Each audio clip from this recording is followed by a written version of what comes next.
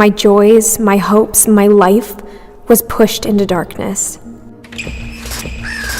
And little did I know, it would get worse.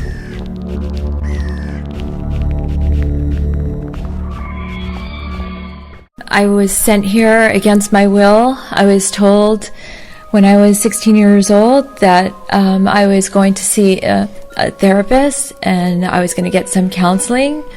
My parents took me on a long drive and I was brought inside these gates, and there was a 12-foot fence with barbed wire, and I was brought into an office, and that is where I was told that I was going to be here for a year because I was a problem kid. I was taken away from my life. It was here, a victory where my soul was taken from me. I wrote Pieces of Victory as a vehicle to close down facilities that are abusing children, to spread awareness of what goes on behind the scenes in these lockdown wilderness programs, boot camps. Pieces of Victory is about love and hope and how I used my positive strength inside of me. I held on to a positive light to get me through the worst part of my life.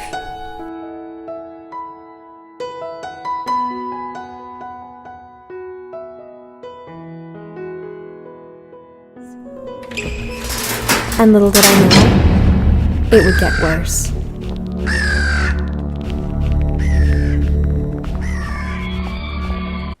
My name is Jeneen Miller, and I am a survivor of a lockdown residential program. My mission is to expose these horrific institutions that are abusing children in every state across our nation. Far too often, I hear many children that resorted to suicide as a way out. Through interviewing survivors, we will extinguish this billion-dollar disease through awareness and legislation.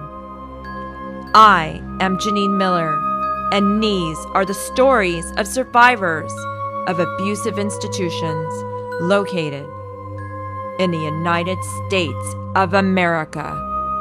I had a very similar experience. I was brought to the intake room. There was 5 guys surrounding me. I'm a pretty big girl, and they thought I would give them a little bit of a hassle, and so they were ready to restrain me. And they said, we can do this the easy way or we can do this the hard way. They took me by my arm and dragged me to the room of isolation. Which was basically a locked closet. You could extend your arms out both ways and touch the walls. In the bathroom, we were made to strip down to nothing. To be deloused in front of my peers was so degrading and humiliating.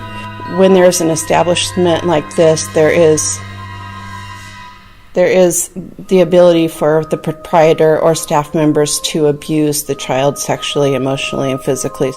And I remember towards the end, I lost it. And I remember self-harming because I just wanted to get out of here. And I thought if I cut myself that they would have to take me to the emergency room. But they didn't. Shortly after my birthday, on December 2nd, I was asleep in my room, and these 2 men burst through the door, grabbed me out of the bed, and started pulling me down the hallway.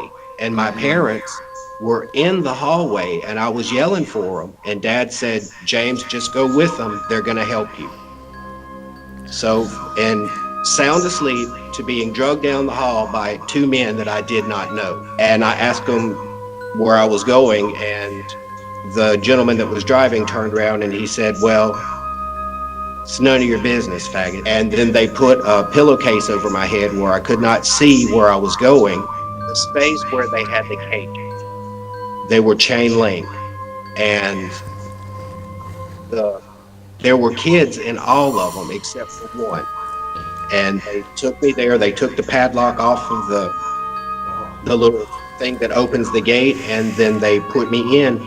And they had already told me that their main goal was to break me mentally and spiritually, and that I was not allowed to say one word to anyone unless I was asked. That's Well, awful.